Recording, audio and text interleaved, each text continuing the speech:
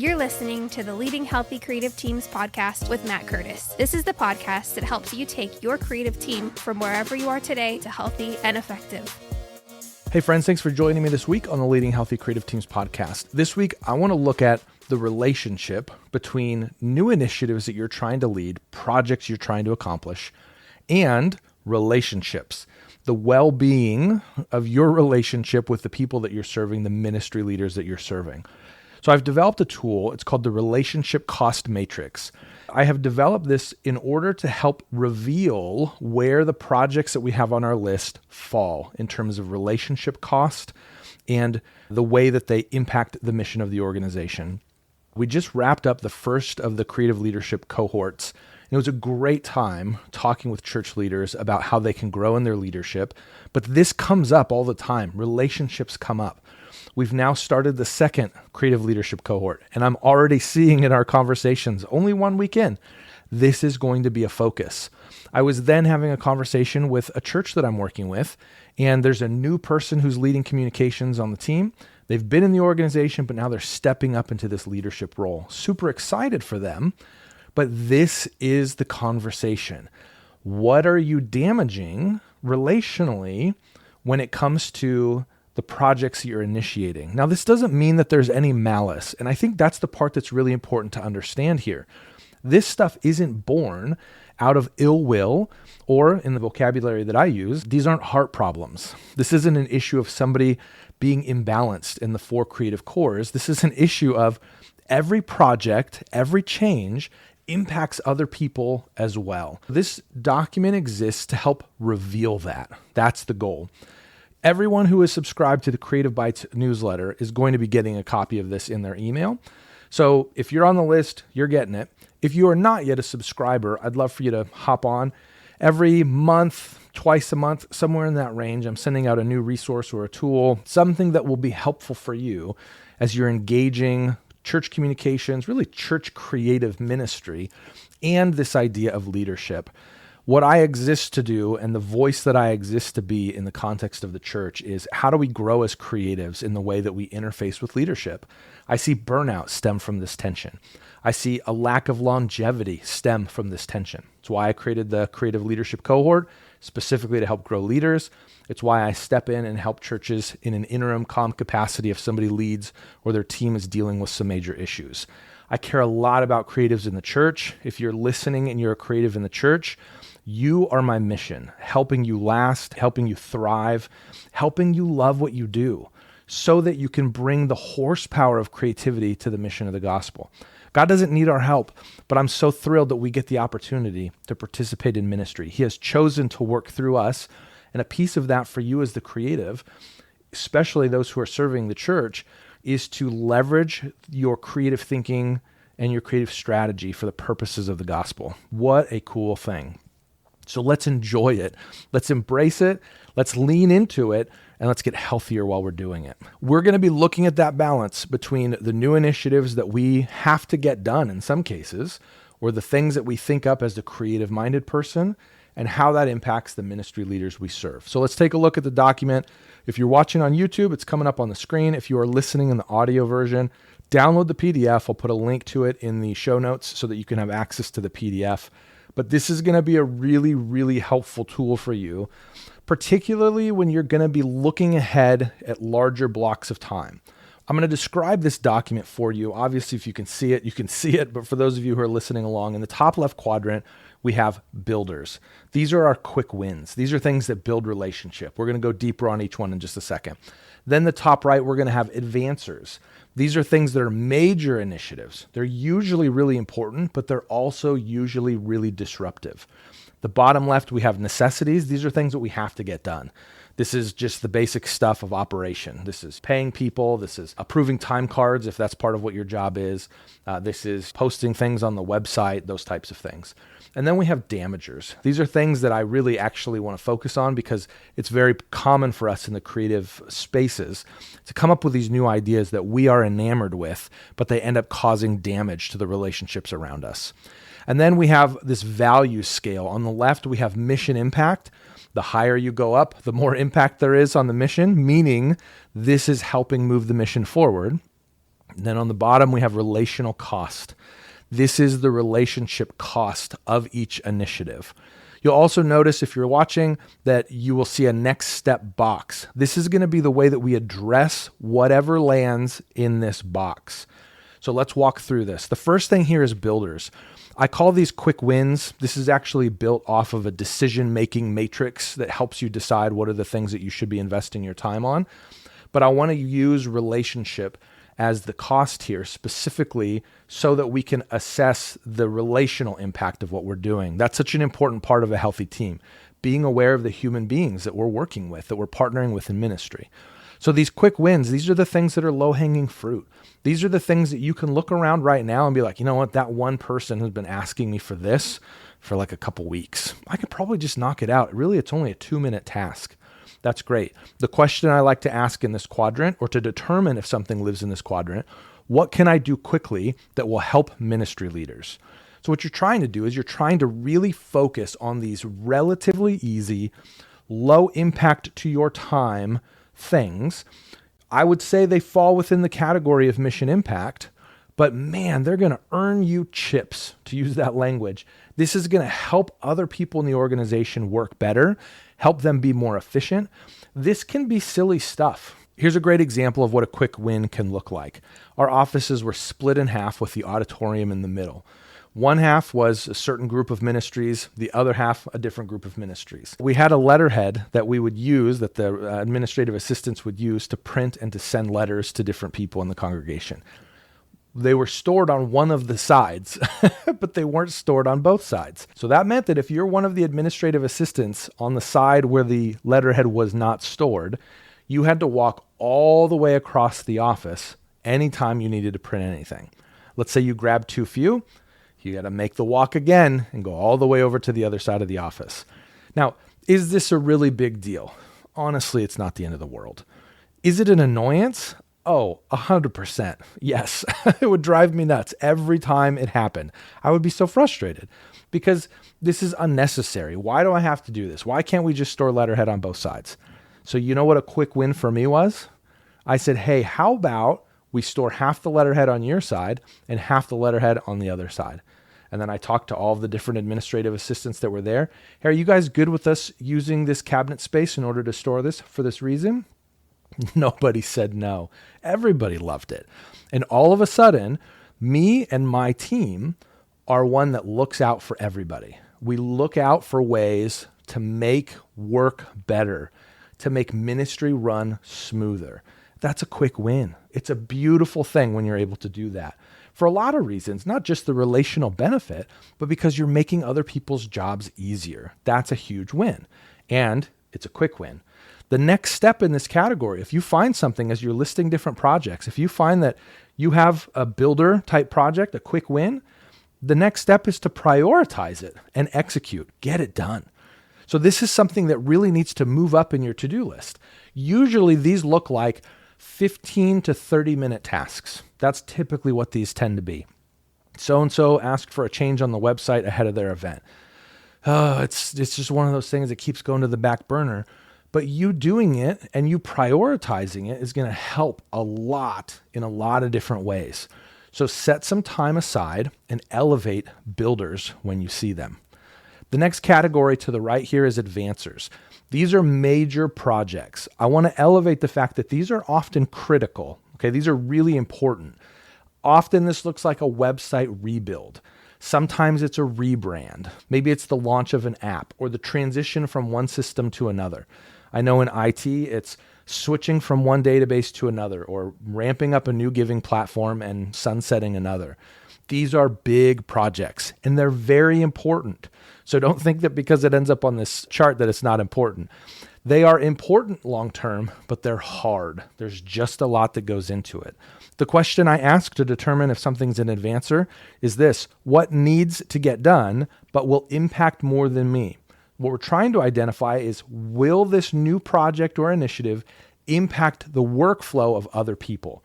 If I'm making a change in my own workflow, in the comm team only, it's not really a big deal if we make that change. Now, if I change the way that every other ministry interfaces with the comm team, it is now a huge deal relationally.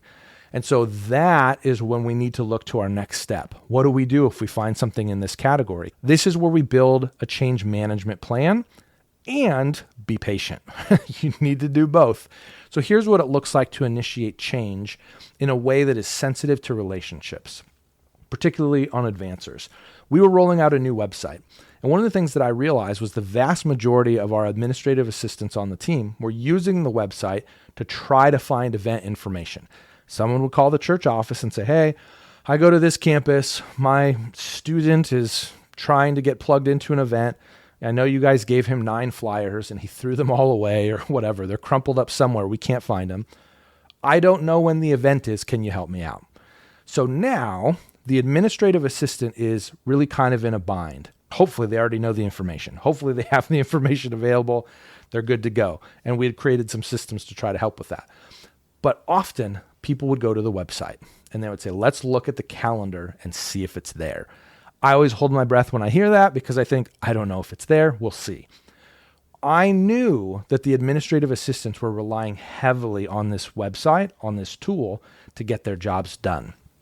So the first people that I talked to before anybody else, it was this group of people. All right, here's what we have. I'm going to show you a prototype of the new website. I actually prioritized the population and the development of the calendar before everything else because I knew that this group of people was going to be most impacted. So I made it clear to them, you're seeing something that no one else has seen in the organization. Can I just tell you for a second how valued they felt? How important they felt that they were thought of by other people who were developing tools to solve problems, that their voice was considered? That's what happens when you make an intentional plan to care for others in the way that you roll out your projects. So I shared with them, this is what we've developed. This is what we're trying to accomplish. This is my goal. My goal is that this is helpful for you. So talk to me. What do you think? What are some challenges that you have with it? Can you find the information without looking too hard or without too much complexity? Does this add to your workflow? Does this become problematic? Now, I already knew that it did add something to their workflow. I knew that it changed things for them.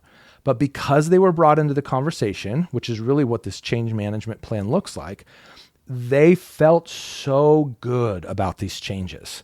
Now, I think that the new design of the website was better than the old design, but that doesn't mean everybody thinks that way.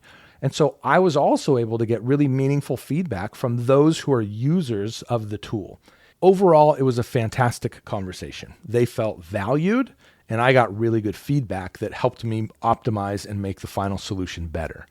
So when I reference a change management plan, it's a pretty simple idea. This is what my recommendation is. When you have a new project like a website, write down everybody's name or at least every department on a piece of paper. You could do it on a whiteboard, whatever. But I want you to write every name down or every department name or person's name. And I want you to write what areas of the website they're going to be confused by, they're going to be impacted by, or maybe that they typically leverage. So for example, student ministries will need to know about the student ministries page. They'll need to know about the calendar potentially. And that's probably about it. Now, maybe your situation's different and you can think of other things that they need to know about. That's fine. But you're just trying to list out who are all the people, what are all the areas that change will impact for them. Now you can have informed conversations with everybody. The administrative assistants, they're going to need to know the calendar. They're going to need to know the contact page. They're probably going to need to know where the different care stuff is listed on the website. Those are the things I'm going to talk to them about. The small groups team. Do you have a small groups locator? How do people sign up for small groups? Do you distribute curriculum or questions or what does all that look like? That's probably what they're going to need to know. They don't need to know what the kids page looks like. They can look out of curiosity, but you don't have to spend time informing them of that. So you're going to create a custom plan for every single person to have a conversation. This is the patient part on that next step. You want to develop this plan and then you want to operate it. You want to go through all of these conversations with all of these people. And your goal here is to dismantle fear. Your goal is to dismantle impact. Your goal is to set them up for success and to help them have a clear understanding of what's coming. And what's interesting, this is normally a high relational cost type of project. And the reason is because we don't do this work. And when we don't do this work, your website rebuild is going to cost you a lot of relationship. But when you do this work, it actually moves a project like that over to become a builder. It's not exactly a quick win, but it is a huge win. And it wins you a ton of relationship because you're perceived, and genuinely you're behaving this way, but you're perceived as one who really cares deeply about the well-being of the ministry of everyone on the team. So that's the advancers category. Now we're going to move into the things that really are lower on the mission impact in terms of their net result, but they're important nonetheless. So the bottom left category here is necessities. This is just stuff that has to get done. I call this tasks that keep things running. This is stuff like paying bills. It's time card stuff. It's those types of things that are operational expectations. What's interesting is that this doesn't win you a ton of relationships. Usually this is like the bare minimum that you can do in your job. But if you don't do these things, all of a sudden it starts to become a very high relationship cost. The question that I like to ask in this quadrant to really identify what belongs, what is required for maintenance but can't be ignored? There's that other side here where nobody will praise me if I do it, but there will be a relationship cost if I don't. The next step in this category is to continue to execute reliably. This is an area where we often overlook the importance of these things, but being reliable and being faithful in these things helps build trust over the long haul. This isn't the kind of stuff that's going to earn you this huge boost of trust or relationship, but not doing stuff in this quadrant will be a negative draw very quickly. And over time, you'll build a reputation. You'll build a reputation of somebody who does not do things that need to get done on time. You're not reliable. You're not dependable. Those are very bad traits to have in the context of a creative ministry where many of the other departments are going to rely on you for their own ministry to be effective. And then the last category here, this is such a hard one for me because I see so many creative leaders living in this space. These are damagers. Sometimes when we take the role of communications or creative ministry, creative director, even in the context of worship, I see this in IT, I've seen this in productions, we think that we're hired to be innovators. We think that we're hired to usher the church into a new era. It just creates so much damage relationally. This damagers category, these are thankless tasks. But beyond just being thankless tasks, these are things that really tend to be pet projects or opinionated innovation. A common example of this is changes that a certain group want to make to something that impacts everyone. I see this show up a lot in the space of productions. We need more expensive cameras. We need a higher resolution this. We need another LED wall or a first LED wall. We need to paint everything black. We need to dim the lights, turn the volume up. These are all of the values that we're bringing to the table. When we don't connect that that's not the direction that leadership wants to go. So this becomes opinionated innovation. We control things. We're the ones who are able to pull the levers, but that's not what leadership wants. When you go down this road of pursuing innovation that is not desired, I'm not even saying that you're wrong. I'm not even saying that this isn't valuable or good, but I am saying when you pursue opinionated innovation without the expressed value or support or backing of leadership, you're going to damage relationships. It's true of comm.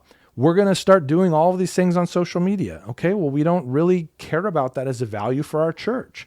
Well, too bad. I run comm and I'm doing it. Okay, but now you're going to impact all of these people for a vision that hasn't been clearly articulated.